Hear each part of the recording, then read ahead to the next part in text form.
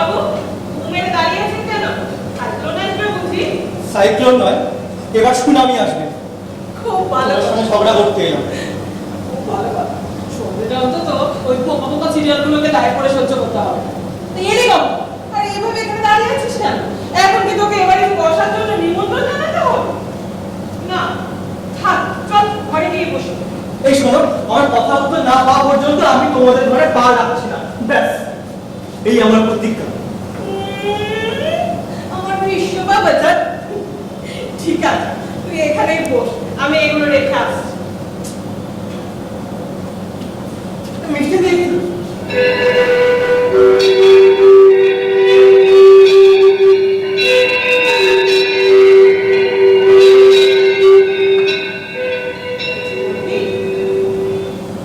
তবে ডাকলি কেন? এমনি ইচ্ছে হলো তাই। বয়সটাই বাড়লো, বড় আর হলি না, পাগল কোথাকার। তুই ওখানে বস, আমি এগুলো রেখে আসছি।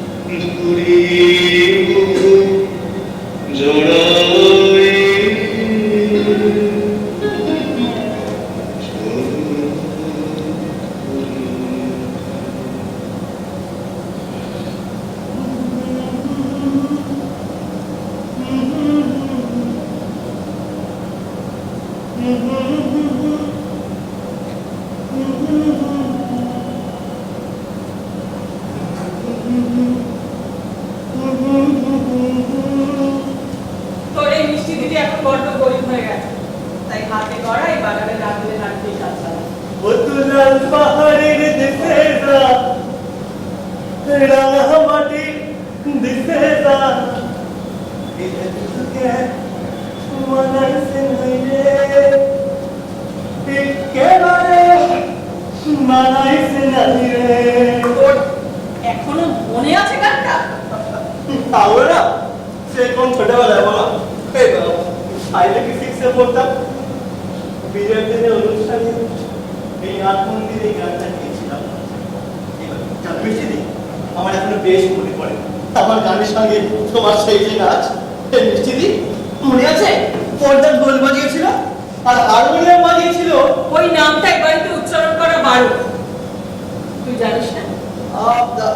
আচ্ছা ঠিক আছে, সে না হয় নাম করলাম। জানো তো, এই গানটা কিন্তু আমার এখনো গোটাটা বেশ ভালোই মনে আছে। বেশ তো।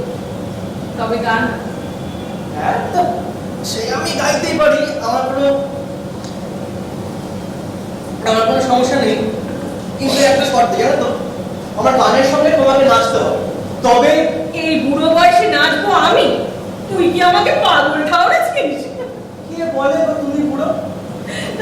এই শোনো, যে বলে না সেই আসলে একটা যাক, ওসব বল। এই না, চলো শুরু করো তো, অনেকদিন পর বেশ জমিয়ে। চলো। লাল পাহাড়ের দেশে যা, রাঙা মাটির দেশে যা।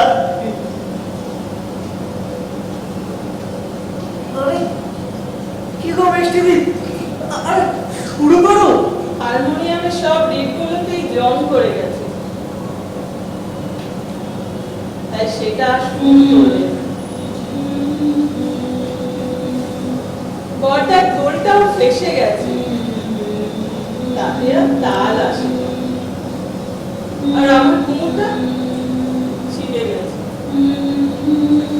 তাই আর তাল আসে না।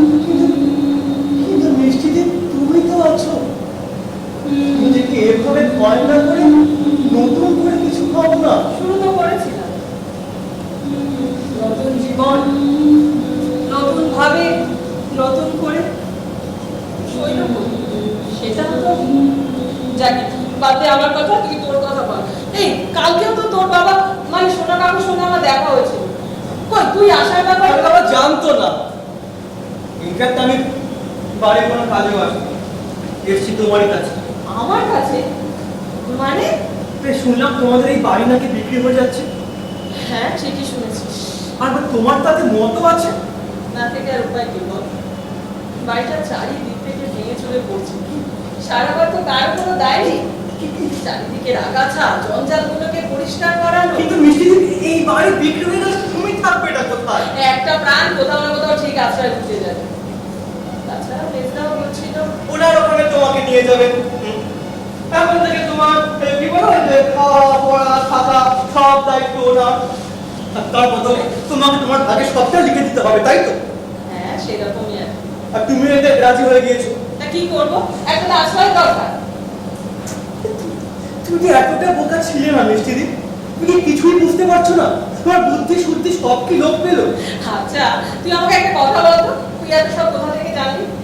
হ্যাঁ, সোনা কাকুকে দুঃখ করে বাড়ি বিক্রির কথাগুলো আমি বলেছিলাম ঠিকই, কিন্তু ভেতরকার এত সব কিছু তো আমি- কোনো মিষ্টি দি, আমাদের রক্তের সম্পর্কটা আমি কেউ নই ঠিকই, কিন্তু ছেলেবেলায় অনেকটা সময় বাড়িতে কাটিয়েছি তো। এই বাড়ির প্রত্যেকটা ইট, প্রত্যেকটা কোণা, প্রত্যেকটা মানুষকে আমি চিনি। এই যে কি বলতে পারো সবই আমি জানি। কি আর করা যাবে বল? ভাগ্যই যার পশ্চিমে তার আবার। যাক আমার কথা ছাড়, তুই তোর কথা বল। এই তোর নাকি প্রমোশন হয়েছে? সোনা কাকু তো তোর ওখান থেকে ঘুরে এসে জনে জনে সবাইকে বলে বেড়াচ্ছে তোর বাংলোর কথা। দারুণ নাকি জায়গাটা, একেবারে সিনেমার মতো। হ্যাঁ, ওই ব্যাঙ্গালোরে যেখানে আমার বাংলাটা জায়গাটা সত্যি সরি শুনতে।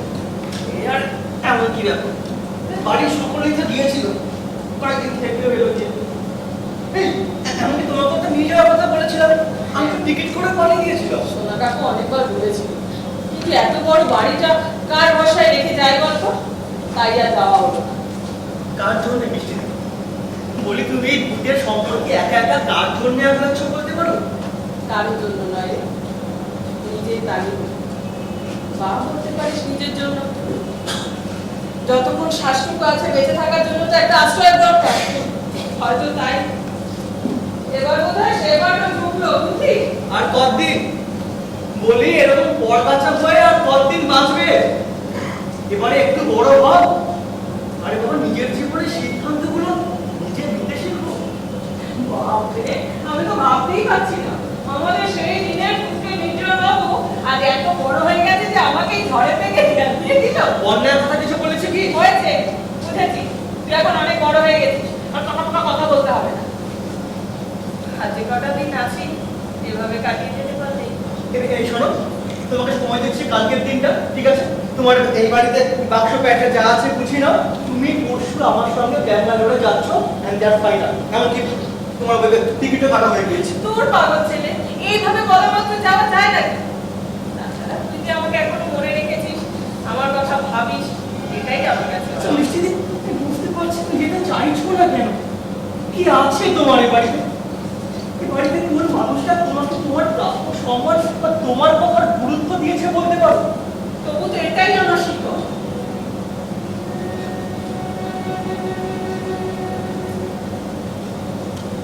আমার পরিবার, আমার সবটা ঘিরেই যে এই বাড়িটা। আমার সুখ, আমার দুঃখ, আমার হাসি, আমার কান্না। আমাকে মনে হয় যেন মিষ্টি দি, তোমার আজকের এই অবস্থার জন্য তুমি নিজেই দায়ী। হয়তো নয়, এটাই ঠিক। তখন ছোট ছিলাম হয়তো বুঝতাম, কিন্তু আজ তো বুঝি। পরিবারের সুনাম, বাবার সুনাম, উচ্চ জাত, এসবের মূল্য চোখা দিকে তুমি নিজেকে শেষ করেছো, তিল তিল করে ধ্বংস করেছো নিজেকে। তোমার সেদিনই উচিত ছিল বর্দার কথা মতো নির্মলতার হাত ধরে বাড়িকে চির বিদায় জানিয়ে বেরিয়ে যাও। তাহলে হয়তো তোমাকে আজকে এই অবস্থায় পড়তে হতো না। তুই কি আবার নতুন করে পুরনো ঘাই নুনে ছিনে দিতে এসেছিস? না না দিদি, বরং তোমার ঘাটাকে নির্মূল করতে এসেছি। দিদি, তোমার অতীতকে আমি ফিরিয়ে আনতে পারবো না, সে ক্ষমতা আমার নেই। তাই তাই চেষ্টা করছি তোমার ভবিষ্যৎ যাতে একটু সুন্দর করে তোলা যায়। তোমার নাম যদি আমার সঙ্গে আমার ওখানে যাও। সত্যি সত্যি সত্যি 3 সত্যি। তবে এখন নয়, তুই আগে বিয়ে কর, তারপর তোর আর তোর বউয়ের সঙ্গে একসাথে তোদের সংসারটাকে সুন্দর করে সাজিয়ে দিবি। এই যা, এখন বাড়ি যা।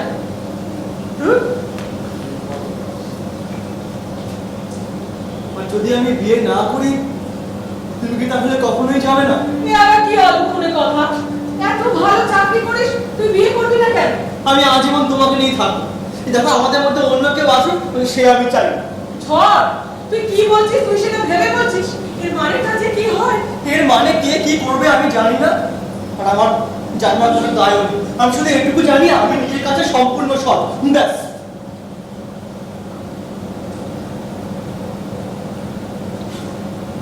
তুমি তো আমার চোখে শুধু আমার দিদি নাও,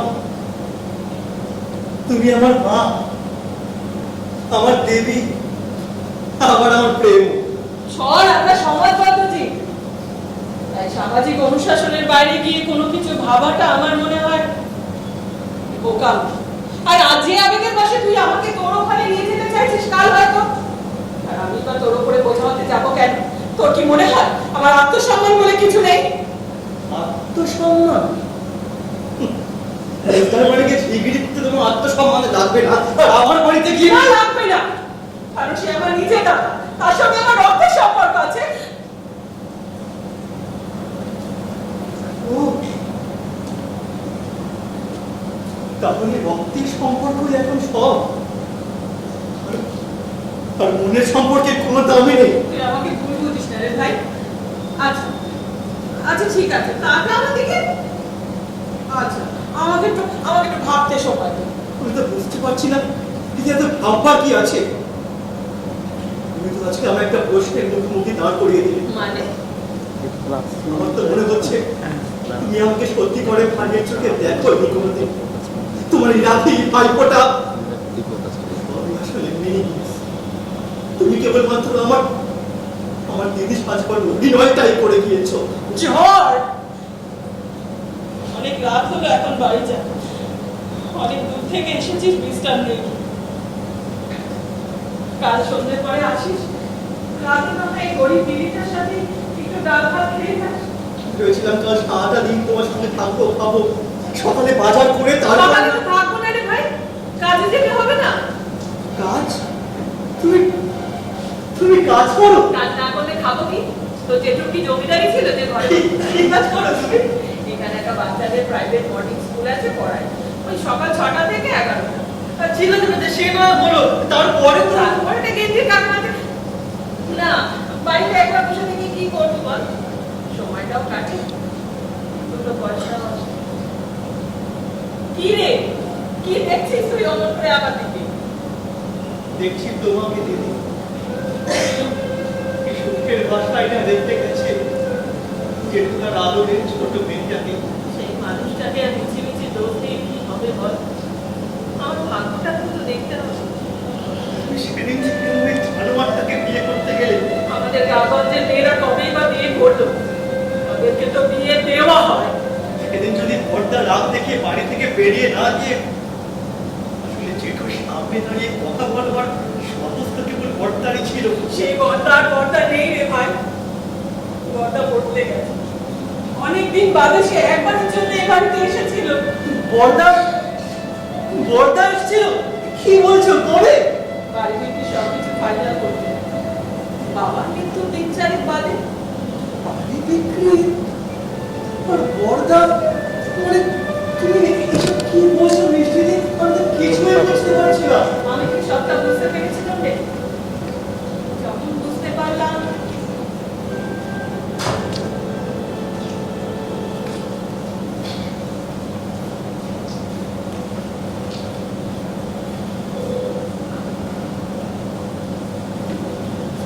তুই যে কি করে ব্যবসা করিস আমার মাথায় ঢোকে না বিলাস। ভাগ্য অথচ শুধু তোরা নাম না, অর্থের নামটা দিবি না। বাবার মৃত্যু সংবাদ শুনে যে রিয়াকশন দেশ, এমনকি একবারও আসার প্রয়োজন মনে করলো না। আমার মনে হয়নি তার নামটা কাটে দেওয়ার কোনো দরকার আছে। সে কি করলো আর না করলো সেটা তার ব্যাপার, আমাদের কর্তব্য আমরা পালন করবো না? তাছাড়া আত্মীয় স্বজন বন্ধু বান্ধব বলে তো একটা ব্যাপার আছে, তাদের কাছে তো জবাবদিহি করতে হবে নাকি? না না, আমি বুঝছি না এটা জবাবদিহি করার কি আছে। আছে আছে, দেখবি শ্রাদ্ধের দিন বদ্দা হঠাৎ ধরাচের উপরে উপস্থিত এসে যখন দেখবে কারো তার নামটা আমরা উল্লেখ করলে তখন একটা সিনক্রেট হবে, সবাই আমাদের দিকে আঙুল তুলবে। এটা আঙুল তোলার কি হলো? বাবার মৃত্যুর সাথে সাথে বদ্দার ফোন নাম্বারটা যাওয়ার পরে আমি নিজেই ফোনটা করেছিলাম। যদিও আমার মোটে ইচ্ছিল না, তোর তোর কথাটাই আমি। তাতে হয়েছে থেকে আমাদের কর্তব্য আমরা পালন করেছি। কর্তব্য কর্তব্য শুধু আমাদের বাড়ির বড় ছেলে হিসাবে তার তো কোনো কর্তব্যই নেই।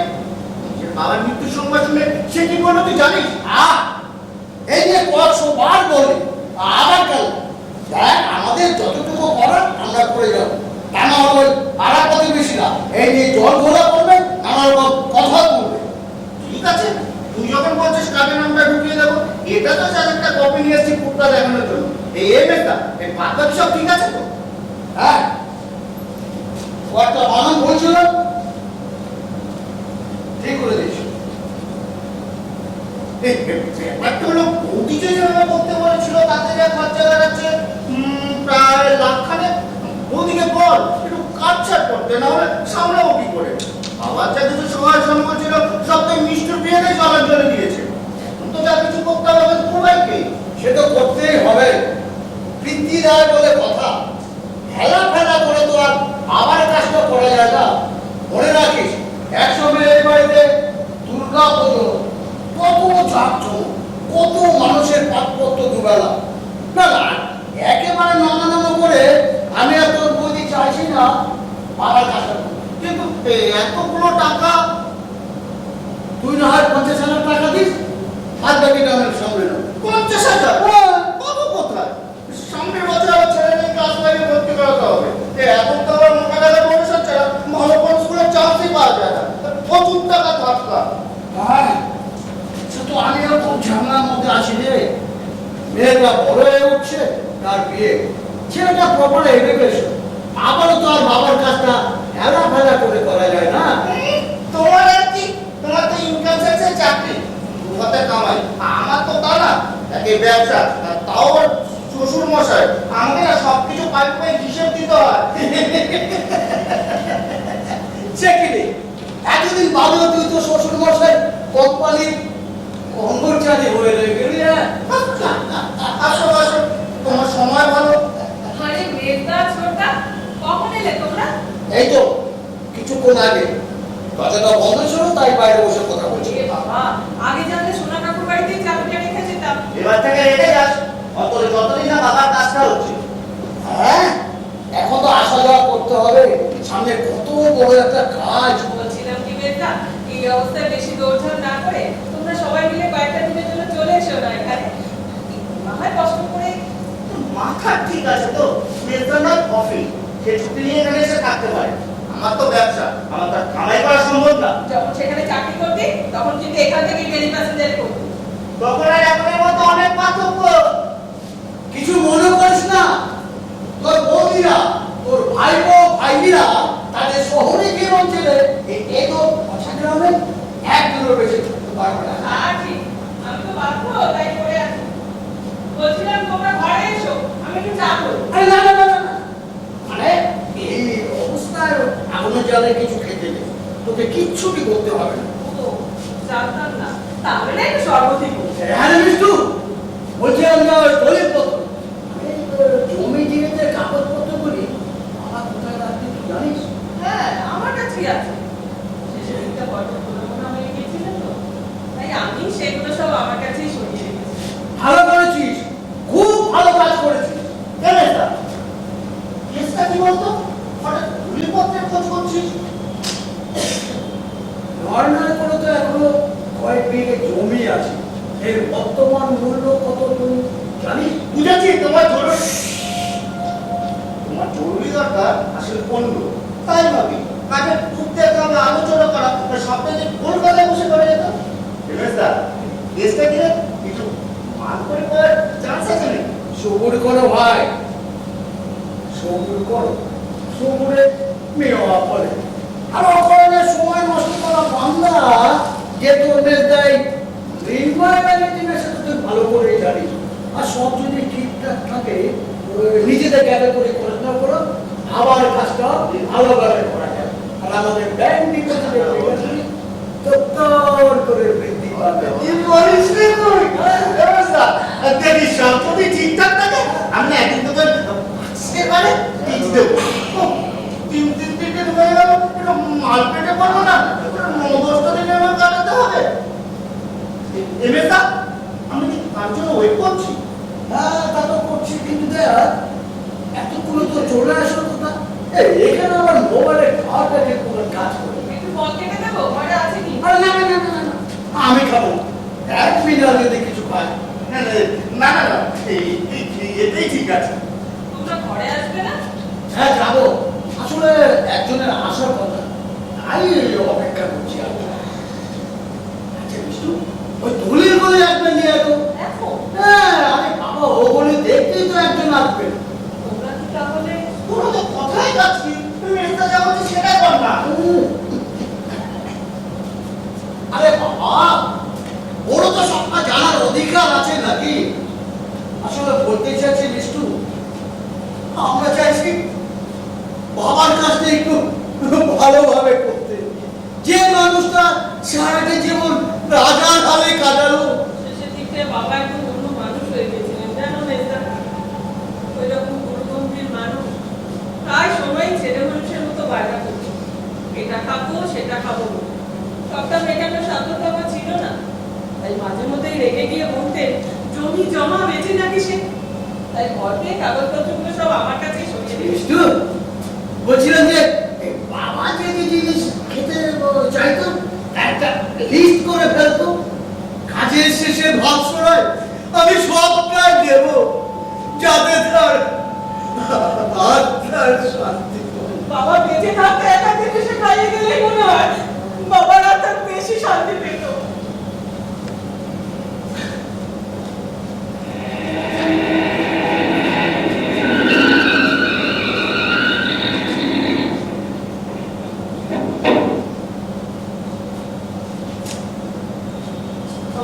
বলটা তুই কেন? দেখি নেই। এই, তুই কিছু বলিসনি? না, কোথাটা না কিছুটা জানিস। ও, আচ্ছা ঠিক আছে। হ্যাঁ, তোদের সঙ্গে কথা বলে দিই। উনি হচ্ছেন পবন কাকরাজ। আরে এই বাড়িটা, এই প্রপার্টিটা যিনি কিনবেন, মানে কিনতে চাইছেন আর কি, উনি তার লিগাল অ্যাডভাইস। উনি এসেছেন আমাদের টোটাল প্রপার্টিটা একবার নিজের চোখে দেখতে আর কাগজপত্রগুলো একটু চোখ খুলে নিতে। এখন তোরা যদি রাজি থাকিস, ওটা ব্যাপারটা কিন্তু আমার কাছে ক্লিয়ার না, মানে কিছু ধোঁয়াশা আর কি। ছোট মিস্টার কাকরাজ, আমি তোকে বুঝিয়ে দিচ্ছি। আসলে দেখ, ওর যেমন টাকা দরকার, আমারও তেমনি টাকা দরকার। আবার ওরটা যখন আমার কাল ফোন করে বললো যে আমরা দুজনে যদি রাজি থাকি তাহলে কাজটা সম্পূর্ণভাবে হয়ে যাবে, তাই আমি আর না করতে পারলাম না। তাছাড়া এই ভূতের সম্পত্তি থাকাও যায়, না থাকাও যায়। আরে বাবা, আমার দেরি হয়ে গেলে জমিটা বিহার হয়ে যেতে পারে। তাই তুই যদি রাজি থাকি, রাজি না হওয়ার কারণ নেই, কিন্তু তুই কি পাওয়া যাবে সেটা তুই বল। আরে সেটা তো আমি হুট করলেই হুট করে দেওয়া সম্ভব নয়। আগে দেখতে হবে জমির পরিমাণ কত, জমির কাগজপত্র কে কন্ডিশন আছে কিনা, জমিতে কোনো শরীরী প্রবলেম আছে কিনা, বর্তমানে এই জমির ভ্যালুয়েশন কত, এই সব দেখে শুনে তবে জমির দাম নির্ধারণ। শরীরী বিবাদের কোনো ব্যাপারই নেই, কারণ আমার বাবা ছিলেন ঠাকুরদার একমাত্র সন্তান। কাগজে কিন্তু একটা বিজ্ঞাপন দিলেই তখনকার দিনে একটি মাত্র সন্তান, ব্যাপারটা কোনো বেশি না। ঠাকুমা খুব অল্প বয়সে মারা যায়, ঠাকুরদাও দ্বিতীয়বার বিবাহ করেননি, তাই কি সব নিয়মে ঘুষ। তার মানে এই টোটাল সম্পত্তির আসল অংশীদার আমরা 3 ভাই। আমি মৃণাঙ্গ ব্যানার্জি বড়, আর ওই মৃন্ময় ব্যানার্জি মেজ, আর মৃণাল ব্যানার্জি ছোট। বড়দা, তুমি কখন এলে? এতে এবার আমাকে একবার ডাকলে না? হ্যাঁ, যাওয়ার আগে দেখা করে যেতাম। এই আপনাদের বোন নিজে হ্যাঁ, একমাত্র বোন সবার ছোট, অবিবাহিত, সেপারেট। আইন আমাদের ডিভোর্স হয়ে গেছে। তুই কি করে জানিস? না মানে সে সময় তুই তো ওদের সাথে আমার কোনো সংস্পর্শ না থাকলেও এ বাড়ির কে কেমন আছে সবটাই আমি জানতে পারি। তার মানে এই সম্পত্তির উপর ওনারও একটা অধিকার আছে। আমাদের ব্যাপারটা নয়, আমরাই বুঝে নেবো, আপনি শুধু না, তা বললে কি করে? আপনার আমার ক্লায়েন্টের স্বার্থ আমাকেই দেখতে হবে। উনি যাতে ভবিষ্যতে কোনো প্রবলেমে না পড়েন সেটা তো আমাকেই ভাবতে হবে, তাই নয় কি? মেয়েটা জমি কাগজপত্র সব এই ফাইলের মধ্যেই আছে। এবার এগুলোকে নিয়ে কি করবে না করবে সেটা তোমাদের ব্যাপার। বাবা ছিলেন তাই আমারও জোর ছিল এখানে থাকবার। তোমরা না চাইলে আমি এখানে আর থাকবো না। সম্পত্তির দাবি নিয়ে তোমাদের সঙ্গে মারামারিও করতে যাবো না। যেখানে বলবে সই করে দিয়ে দু চোখ যেদিকে যায় চলে যাবো। আরে বাবা, আমার কাছে তুই কি না? বিড়াল হ্যাঁ কথা? তুই ওই মোহনবাবুকে নিয়ে আমাদের প্রপার্টি যত সম্ভব একটু দিয়ে দেখিয়ে দে। আর মোহনবাবু, হ্যাঁ, বলুন স্যার। আমাদের ভেতর থেকে অনেকগুলো ঘর আছে, যে কোনো একটা ঘরে বসে আপনি কাগজপত্র দরকার দেখেন। ঠিক আছে স্যার। মিশু তুই বড় ওই ফাইলটা বৈঠকখানা ঘরে নিয়ে যা, আমি দাদাকে একটু ধুয়ে রেখে নিয়ে আসি। এই চলুন দাদা, চলুন। তোমার কাছে না আরেকটা রাস্তা আছে, ওটা অন্দরমহল হয়ে আমরা এই এখানে চলে আসে না। বড়দা, এখন কয়েকটা দিন তো তুমি এখানেই থাকবে। না, আমি এখনই চলে যাবো, গাড়ি নিয়ে এসে। আরে গাড়িটা কি তোর নিজে? হ্যাঁ, গত বছর কিনেছি। তার মানে তোর ব্যবসা তো মূলত ওই নর্থ বেঙ্গল। তার মানে এখন তুই ওই পাকাপাকি ভাবে থাকছিস। এক জায়গায় থাকলে কি আর ব্যবসা করা হয়?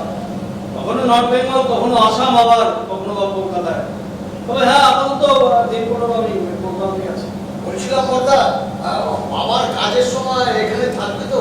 না মানে এসেই যখন পড়েছিস তুই ওখানে গিয়ে বাড়ির বড় ছেলে, তোকে তো সম্পূর্ণ কাজটা করতে হবে নাকি? অসম্ভব। তোদের মতো এই সংসদে ঢং দেখানো আমার পক্ষে সম্ভব নয়। আর যার প্রতি আমার বিন্দুমাত্র শ্রদ্ধা নেই, শ্রাদ্ধ আমি করতে পারবো না। ওটা তোদের দুই ভাইকে করতে হবে। না মানে বলছিলাম যে গা-গঞ্জের ব্যাপার, আপনারা আমাদের তো এই সমাজে বসবাস করতে হবে নাকি? এই দেখ, না তো তুই এখানে বসবাস করিস, না তো আমি। দিন বাদে এখানে সব বিক্রি করে হয়ে গেলে এখানটা পাট চুপে যাবে। তখন কে কি বললো, কে কি ভাবলো, তাদের তোরই বা কি আর আমারই বা কি? মা, যাকে তুমি শ্রদ্ধা করো না, যার জন্য তুমি সব সাজো না বা যার শ্রাদ্ধও তুমি করো না, অথচ তার মৃত্যুর পর পরে তুমি এখানে চলে এসেছো তারই সম্পত্তির অধিকার বুঝে নিতে। হ্যাঁ, এসেছি। না, আমি তোর মতো সব কিছু স্যাক্রিফাইস করে মহান হওয়ার ব্রত নিই। আর এই প্রপার্টিটা বাবার একা নয়, এটা আমাদের পূর্বপুরুষের প্রপার্টি। সুতরাং আমি মনে করি এটা আমার হকের পাওনা, because I am one of the heir of this property. আর বাবার প্রতি কর্তব্য, সেটা সেটা কি হবে? সারাটা জীবনই তো কর্তব্যে হারি কাছে নিজেকে বলে দিলি, কি পেলি তাতে? কি হচ্ছে মিস্টার? হ্যাঁ, মর্দার মুখে এইভাবে কথা বলতে আসে? যা, আচ্ছা যা, ভিতরে যা, যা না।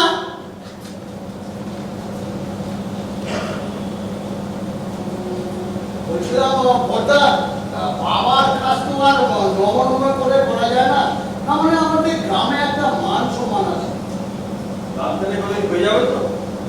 যা চমক করে তোদের বাবার শ্রাদ্ধ।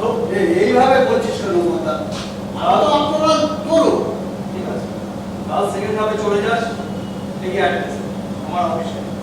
ক্যাশ চাইলে ক্যাশ, চেক চাইলে চেক দিয়ে আসবি, আর একটা বায়না নামায় সই করে দিয়ে আসবি। বলছিলাম কথা, জমির ভাগ থেকে সমান এই 4 ভাগে হবে। না মানে আমি জানি মিস্টার বিয়ের সময় বাবা কিছুটা জমি বিক্রি করেছে। আইনা তো তাই হওয়া উচিত।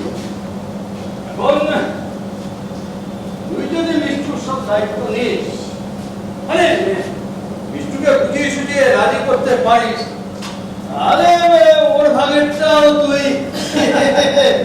কথা এইভাবে বলছিস কেন? আমি কি তাই বললাম নাকি? আচ্ছা, ওনারা আসতে এত দেরি করছেন কেন বলতো? এতটা পথ আমায় যেতে হবে ওই ছেলে বাসে। টেনশন করছিস কেন? আমার সঙ্গে তো গাড়ি আছে, আমি তোদের ড্রপ করে দেবো। ওনার কাজটা ওনাকে ঠিক মতো বুঝে নিতে দে। আমার এই সময় একটু টেনশন করে কি না? ফোন করে দে না, গাড়ি তো মিটে গেল। এখানে আমার মোবাইলের টাওয়ারটা যে কোনো কাজ করে না। ও নে ধর, আরে ধর। কথা বাইরে যাই।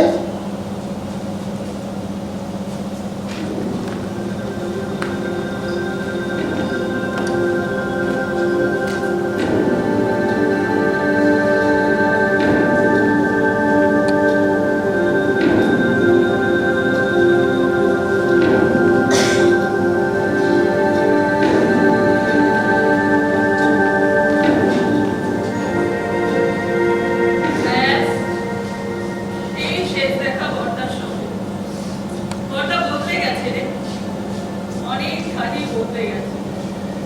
শুনেছি কলকাতায় কর্তার অফিসে বসে নাকি জমি জমা সব ইজির দিকে চলে গেছে। কয়েকদিন আগে মেজদা এসেছিল এখানে। বলে গেলে এখন থেকে আমার খাওয়া পড়া সব দায়িত্ব নাকি ওর।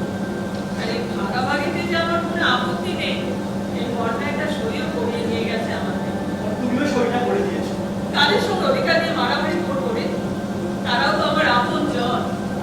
কি করে ভুলে যাবো আমি একদিন তাদের বলে পিঠে চড়েই বড় হয়েছি। যদি ওরা পরে তোমাকে কথা বলে, তুমি কেন সেন্টিমেন্ট নিয়ে বোকার মতো আঁকড়ে বসে আসো? আমি তো বোকাই রে।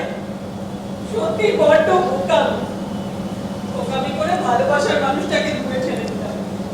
আবার বোকামি করে এমন একজনকে বিয়ে করলাম যাকে আমি কোনোদিন স্বামী হিসেবে মেনেই নিতে পারলাম না। আবার বোকামি করে তাকে নিঃশব্দে ছেড়েও দিলাম। আর সব থেকে বড় বোকামিটা করলাম আবার এই বাড়িতে ফিরে এসে বাপ ভাইদের কলম দেখো যা ঘর ছিল হয়ে গিয়েছে, এখন এসব ভুলে চলো আমার সঙ্গে। আবার একটা বোকামি করতে। না, বরং মেজদার বাড়ি গিয়ে ওঠাটাই তোমার বোকামো হবে। কি জাঁকজমক করে বাবার কাজটা করেছিল তার দিন। না, ঠিক নয়, হয়েছে। কারণ বাবা তো সেদিন এখানে আসেনি। কত লোকজন, কত খাওয়া দাওয়া, সে কি এলাহি ব্যাপার। যেন সত্যিই কোনো জমিদারের স্থান। তুমি কিন্তু আমার কথা এড়িয়ে যাচ্ছ মিষ্টি। জানিস ভাই, বৃষ্টি হলেই এক টুকরো ইলিশ মাছের জন্য বাবা যে কি কাপড়ে বিনতি করতো। কিন্তু আমি তো তখন তাকে খাওয়াতে পারিনি। তাদেরকে বাবা মা চা দাও। সপ্তাহে হয়তো একাধিক মাছ জুটতো। তিনটে পুকুর। বাবা প্রায় দুপুরে খেতে বসে আমাকে অভিশাপ দিত। আমাকে না খাইয়ে মাছিস তো? দেখবি দেখবে তোকে ও তার মানে তোমার স্যাক্রিফাইস করে বাবার অভিশাপটাকে ফুলফিল করবার জন্য। আমি তো বোকাই রে। সত্যি বড্ড বোকা মেয়ে। সেই তো সব বিক্রি হলো।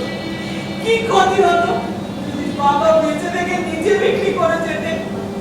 তবু তো মানুষটা শেষ সময় একটু খেয়ে পরে আরাম করে যেতে পারত। তুই ভাবতে পারছিস ঝড় যে মানুষটাকে প্রায় না খেতে পেয়ে বিনা চিকিৎসায় চলে যেতে হলো।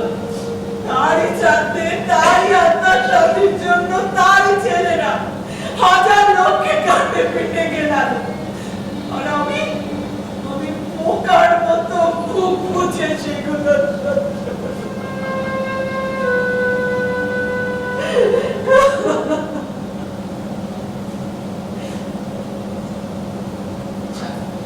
যা হওয়ার ছিল হয়েছে।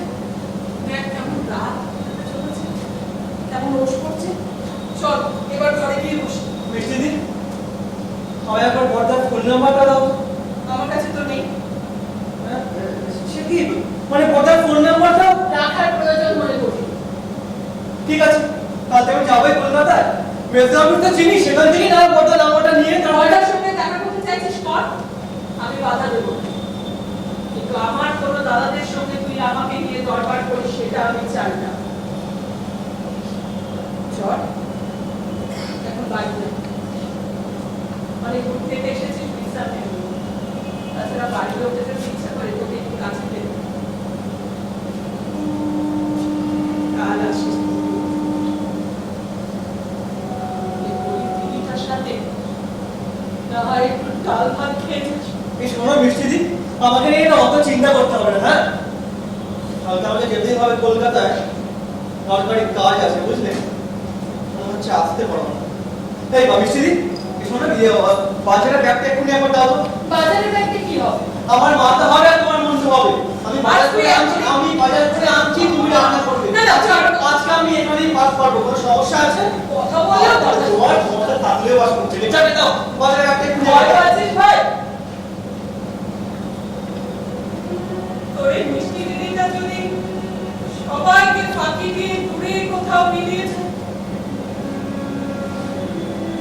ইচ্ছে করে জানিস সাহসে কুলায় না। বড় কি তুমি না তুমি এই সমস্ত কি বলছো? মানে আমি কিন্তু আসলে মনের কথাগুলো চিরকাল তো মনের মধ্যেই বসে রাখতাম। বলার মতো তো আর কাউকে পেলাম না। যা, তোর যা যা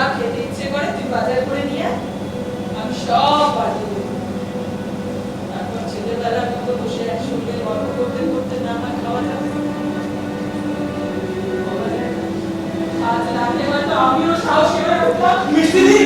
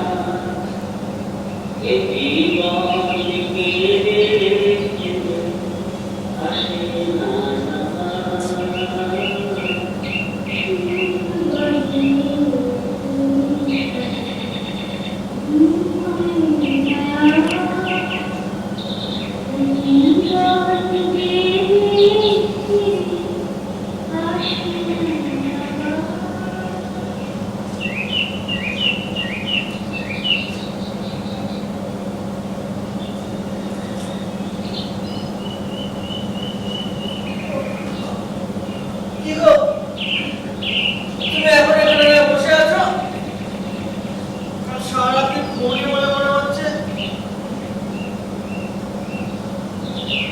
মিষ্টি দি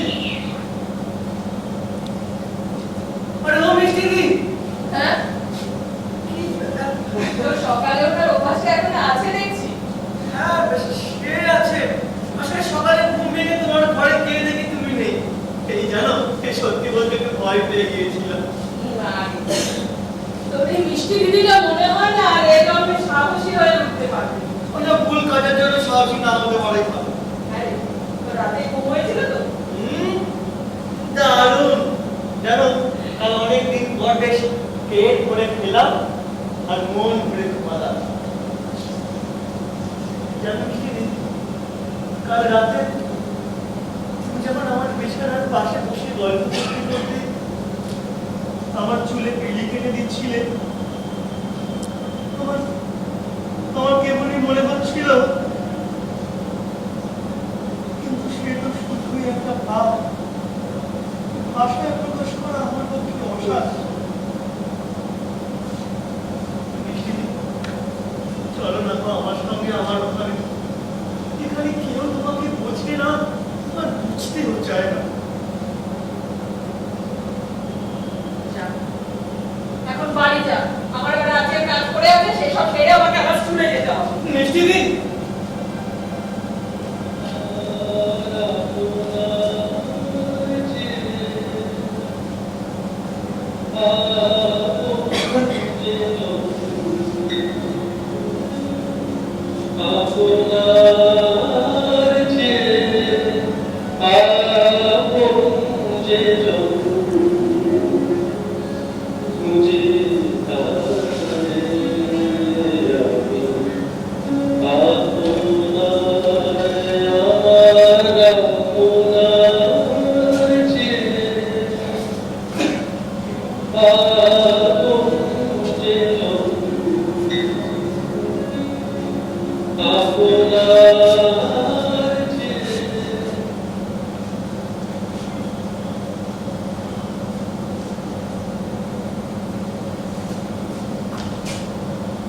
বিরাট প্রপার্টি স্যার আমি তো ভাবতেই পারবো না এত কম দামে রাজি হয়ে যাবে তাই বলবেন স্যার মাল টুস দেওয়ার আগে কাগজপত্রে সই করিয়ে রেজিস্ট্রি করিয়ে কবে আমার নাম স্যার পবন পাকরাশি এই নয় নয় করে এক যুগেরও বেশি যায়নি লাইনে কি ভাইটা একেবারে করেছিল স্যার কতগুলো টাকা একসাথে আমি তো ভাবলাম ওই ব্যাটাদের না হয়ে যায় কিন্তু স্যার ওই বড় ভাই তো কোনো টাকা পয়সা না নিয়ে শৈশব উৎসব ওটা আমাদের পার্সোনাল ব্যাপার, সেখানে আপনার নাক না বলা রয়েছে। বলাই তো স্যার একদম বলাই না। আমি শুধু জানতে চেয়েছি উনি দুই ভাইতে কত বেশি এটা তো স্যার আমার আপনার পার্সোনাল ব্যাপার তো স্যার আপনি তো এই সম্পত্তিটা কিনলেন আপনার মিসেসের জন্য কোনো কিছু না দেখে শুনুন না এখন একটু আপনাকে সম্পত্তিটা ঘুরিয়ে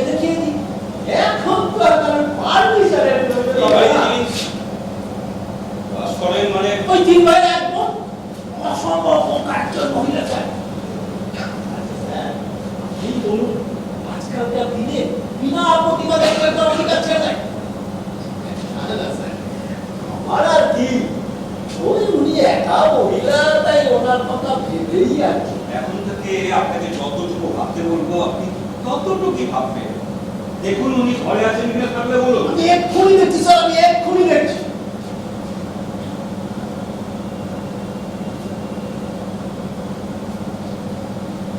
এই কাগজপত্রের তা সব ভালো ভালো মিটে গেছে, আর আপনার দাদারাও টাকা পয়সা দিয়ে সরিষা পোশাক করে দিয়েছে। এখন এই টোটাল সম্পত্তির মালিক তুমি। আমাকে কবে করে এই বাড়ি ছেড়ে চলে যেতে হবে? ওই ছোট্ট তাড়াতাড়ি সম্ভব। আসলে আমার স্যার প্রপার্টিটা করেছে আমার মিসেসের জন্য। এই চান এখানে একটা সাবেকি প্যাটার্নে পবন বাবু। হ্যাঁ বলুন স্যার। আপনি এক কাজ করুন, বলুন। গাড়ি থেকে এসিটা অন করে আপনি একটু ঘুমিয়ে নিন। যাওয়ার সময় আপনাকে ডেকে নেবো। ঠিক আছে স্যার। দেখছি আমি যত তাড়াতাড়ি সম্ভব এই বাড়ি ছেড়ে চলে যাব। আমার আজকের মধ্যেই বাড়িটা খালি চাই। একেবারে আজই? হ্যাঁ, আজই।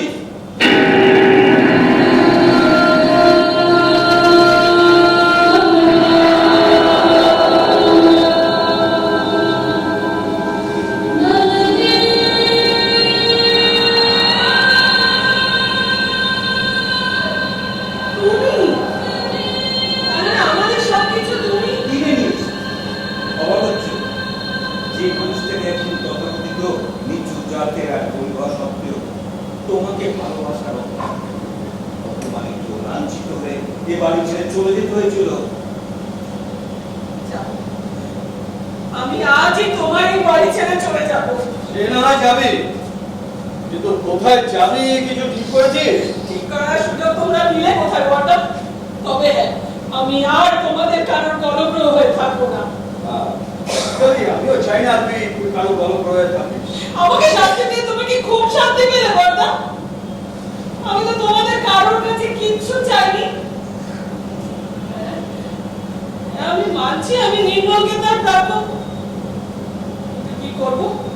তখন তো জানতাম না যে ভালোবাসার মধ্যেও থাকে বড় লোক গরিব লোকের তফাৎ। কাউকে উঁচু জাত নিচু জাতের ভেদাভেদ। থাকে না তো? কে বলেছে তাকে? তোকে তোর বাবা বলেছে, তাই তো? আসলে এই ধরনের বংশানুক্রমে পাওয়া কিছু পচে যাওয়া মতাদর্শ যেগুলো তোর মধ্যে ইনজেক্ট করে দিয়েছে, আর তুইও। আমার বাবা তোমার নয়? আমার নয়। ছোট্ট একটা নিচু মনের স্বার্থপর মানুষকে আমি আমার বাবা বলে মনে করি। আর তার সম্পত্তি, তার ভাগ নেওয়ার বেলা ঠিক চলে এসেছো, বরং কাউকে ঠকিয়ে সেটাও বলতে গেলে ঘটনা তুমি। এখন তোমরা মোটেও তোমার সম্পূর্ণ ব্যক্তিগত ব্যাপার, পারিবারিক ব্যাপার, সেটা আবার না থাকাই উচিত, কিন্তু সবই যখন বুঝি তখন এড়িয়ে গেল। কোন সময়ে? এসছি তোমাকে নিয়ে যেতে, ওরা কার সম্পত্তি আঁকড়ে, তুমি চলো আমার সঙ্গে। কালকে থেকে বারবার এক কথা কেন বলে যাচ্ছি বলতো? রাশি বৃত্তি যদি আমাকে করতে হয় অন্য লোকের বাড়িতে গিয়ে কোনো তোর বাড়িতে নয়। তুমি আমাকে এই কথাটা বলতে পারলে মিষ্টি দি? আমি তোমাকে তুই আমাদের সেই পুচকেটা, এত বড় হয়ে গেছিস। কাঁদছিস? কার জন্য কাঁদছিস রে? এটাই তো ও। সারা ভালো চায়, ওকে ভালোবাসে, তাদের থেকে আগে আঘাত হয়। ছাড়, ওঠ, ওঠ, ওই এখান থেকে ওঠ। হ্যাঁ, চল চল, ওই উপরে গিয়ে বসি, চল চল। হ্যাঁ হ্যাঁ, তোকে আজকে একটা গল্প বলি। হ্যাঁ, তুই বল, ছোটবেলায় গল্প শুনতে খুব ভালোবাসতি না? এক রাজকন্যা আর এক যুবকের গল্প। বহুদিন আগে রাজবাড়িতে 4 পুরুষ বাদে জন্ম নিল এক রাজকন্যা। বাড়িতে তখন সাজো সাজো রব। বাবা মা আর 3 ভাইয়ের আদরে ক্রমশ বড় হতে লাগলো রাজকন্যা। রাজকন্যা যখন 3 কি 4 বছর বয়স, তার মায়ের কোনো কঠিন অসুখ। অলস আর নিষ্কর্মা রাজা তার স্ত্রীকে সুস্থ করে আনতে পারলেন না। মৃত্যু সজ্জায় বড় ছেলের হাত দুটো ধরে বলেছিল, তারপর মা চলে গেলেন ভগবানের ডাকে পা দিয়েছে।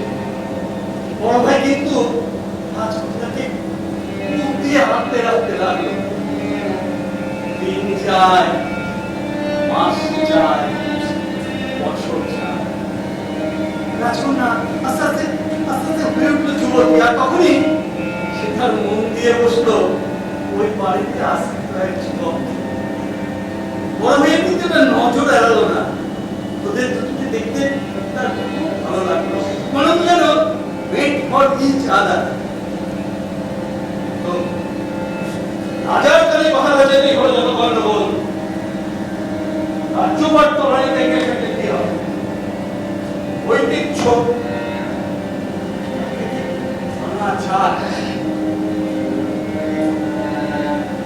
রাজকন্যাকে বিয়ে করবে কিনা একজন সাধারণ যুবক একদিন রাম সুতলোকের সামনে রাজা যার কন্যাই সেই যুবককে ডেকে সকলের সামনে অপমান করে গ্রাম থেকে বেরিয়ে যাওয়ার নির্দেশ দিলেন। কিন্তু এই যুবক বেরিয়ে যাওয়ার আগে একটিবার রাজকন্যার সাথে লুকিয়ে লুকিয়ে দেখা করতে গিয়েছিল। তার বিশ্বাস ছিল যে রাজকন্যা তাকে ঠকাবে না। রাজকন্যা যে যুবককে ঠকাতে চায়নি, কারণ সেও তো মনে প্রাণে যুবককে। রাজকন্যা যে কিছু করার ছিল না। রাজা যে তাকে বলেছিল সে যদি আর কোনোদিন সেই যুবকের সাথে দেখা করে তবে বাবাটাকে আত্মঘাতী হবে। বাবাকে জিজ্ঞাসা করেছিলি যে জাতে অজুহাত দিয়ে তোকে আর নির্মলকে তিনি আলাদা করলেন, তার ছোট ছেলে যখন সেই জাত দিয়ে বিয়ে করলো অন্য জাতের মেয়েকে, তখন তিনি তা মেনে নিলেন কি করে? কি করি বা তারপরে এত বছর তিনি বেঁচে রইলেন? এই মেয়ে বড় লোকের মেয়ে বলে নাকি তার অপদার্থ ছোট ছেলেটার ভবিষ্যৎ জীবন সিকিউর থাকবে এই ভেবে? কিন্তু কত দোস্ত করেছে যেটু ও দিদিকে শাস্তি দিচ্ছ কেন? গল্পের শেষটা এখনো বলাই হয়নি, আগে গল্পের শেষটুকু শুনে নে। প্রেমের ব্যর্থতা, অপমান আর লাঞ্ছনা সহ্য করতে না পেরে সেই যুবক চলল নদীর পাড়ে। একদিন মনে হয়েছিল বেঁচে থেকে আর কি লাভ, যদি বা বেঁচে থাকতো হয়তো সেই দিনটাই উত্তম যদি না বড়টা সেদিনে এসে উপস্থিত হতো। তারপর বড়দা নদীকে চলে গেল। শুরু হলো নতুন লড়াই, বড়লোক হয়ে ওঠা লড়াই। আমাকে যে প্রমাণ করতেই হবে। প্রমাণ নয়, তোমার প্রতিশোধ নিতে হবে। নির্মলা, তুমি একদিন যাকে ভালোবেসেছিলে আজ তাকেই করছো আশ্রয় নেই। ভালো না কথা, তোমাদের তোমাদের এই গল্পটা মোটেই ভালো না। মোটেই ভালো না। ভেবে দেখ সর, সেদিন যদি সেই যুবক ওই নদীতে ঝাঁপ দিত তাহলে কি হতো? কি করতে হবে বলো, কি করতে হবে? আমি আজ কি করলে আমার পাপের প্রায়শ্চিত্ত হবে? বলো কি করতে হবে, আমি আজ তাই করব। আমি যা বলবো তুই তাই করবি, কথা দিচ্ছিস? হ্যাঁ, তাই করব। বেশ, তোকে নির্মলকে বিয়ে করতে হবে। মানে বাকি জীবনটা তোকে ওর সাথেই কাটাতে হবে, কারণ এটাই হবে তোর একমাত্র শাস্তি। কিন্তু ওই লোকটা যে বললো তুমি নাকি সবকিছু তোমার বর্তমানে এই সম্পত্তির মালিকের নাম মৃগ নয়, তোমার ভালো নাম কি?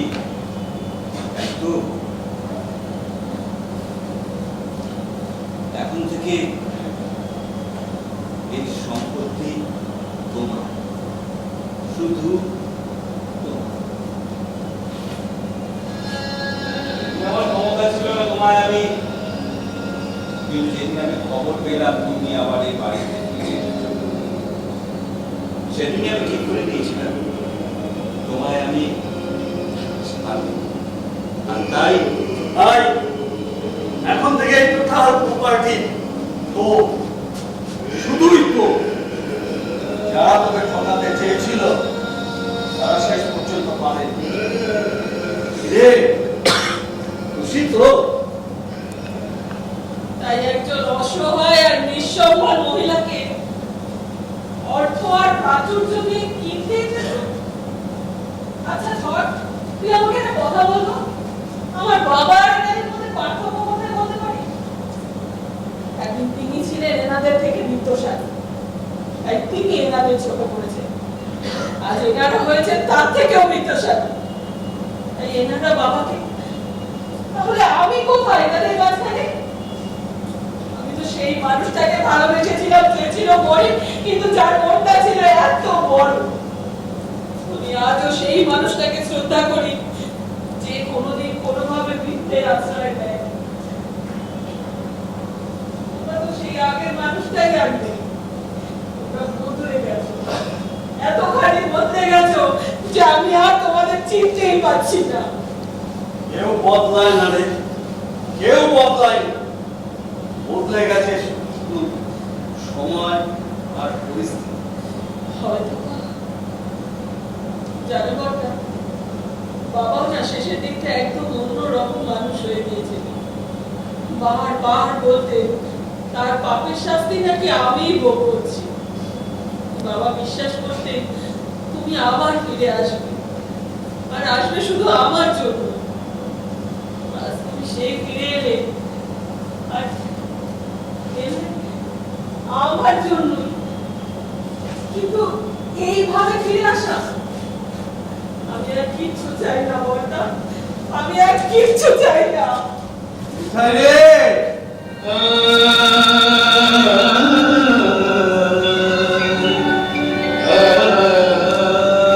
বদলাই তো বদলে যায়নি রে মিঠাই। আয় আমার কাছে আয়, আমার ছোট বর্দা, তোর কি মনে হয় তোকে ছেড়ে বাবার উপর অভিমান করে এত দূরে চলে গিয়ে আমার একটু কষ্ট হয়নি? তুমি আমার কতদিন পর আমাকে মিঠাই বলে ডাকলে গো বর্দা। ডাকলাম, কিন্তু জীবনের এখানেই শেষ নয় রে মিঠাই, বরং এখান থেকেই জীবনটা শুরু। এই কঙ্কাল সার জীর্ণতাগুলোকে দূরে সরিয়ে রেখে ওর ওর হাতটাকে শক্ত করে ধরে যা।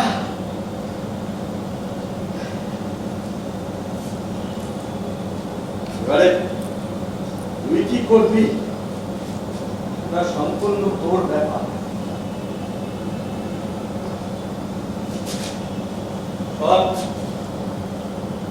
চল, ওদের এতদিনকার মান অভিমান গুলো ওরাই মিটিয়ে নিক। চল।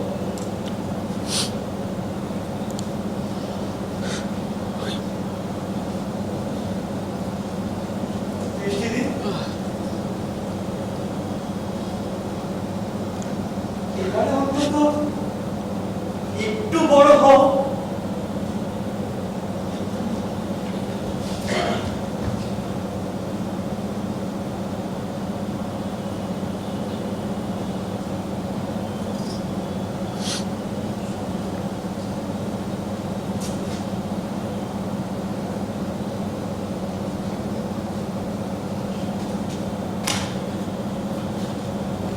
আখিতে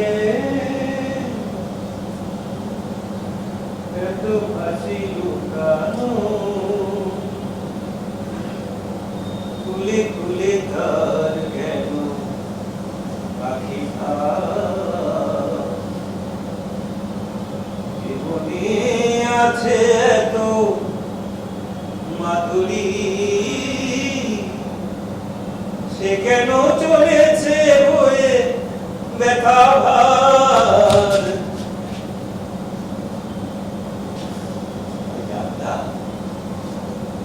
তুমি আমাকে এড়িয়ে যেতে পারো, কিন্তু আমার গানকে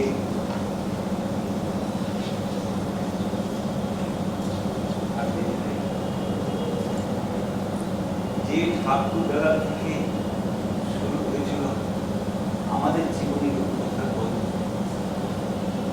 আর সেই ঠাকুর দ্বারাকে সাক্ষী রেখে শুরু হোক রূপকথার আরেক জীবন। জীর্ণ পুরাতন আর হয়ে যাওয়া আভিজাতদের ভিতের প্রতারিতারা এই বাড়িতে আমাদের ভালোবাসাকে গড়ে তুলব। Bella, bella, bella,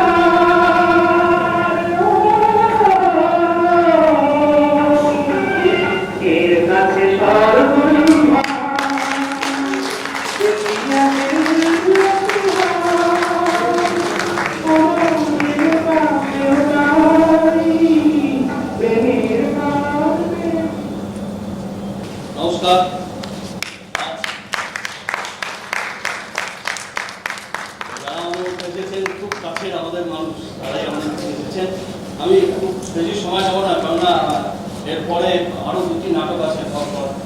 প্রথমে একটু সকলের সাথে পরিচয় করে দিই। তোমার থেকে নির্মল মৃধা, নানটু পাল, রমা পাল, অরুণ চৌধুরী, দেবাশিস দে, আমি সঞ্জয় সেনগুপ্ত, মৈনাক সাহা ভৌমিক, আর পাশে লাইট মানে আলো করেছেন দেবাশিস চক্রবর্তী, আপনাদের পাড়া ছেলে, এবং এর রচনা, নাটকটির রচনা এবং নির্দেশনায় গুঞ্জন।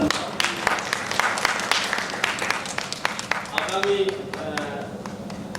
13 তারিখ এই নাটকটি মধুসূদন মঞ্চে অভিনয় আছে এবং আগামী 14 তারিখ শিশির মঞ্চ, আগামী 3রা অক্টোবর একাডেমি অফ ফাইন আর্টসে, আর 9 অক্টোবর রয়েছে আবার শিশির মঞ্চ।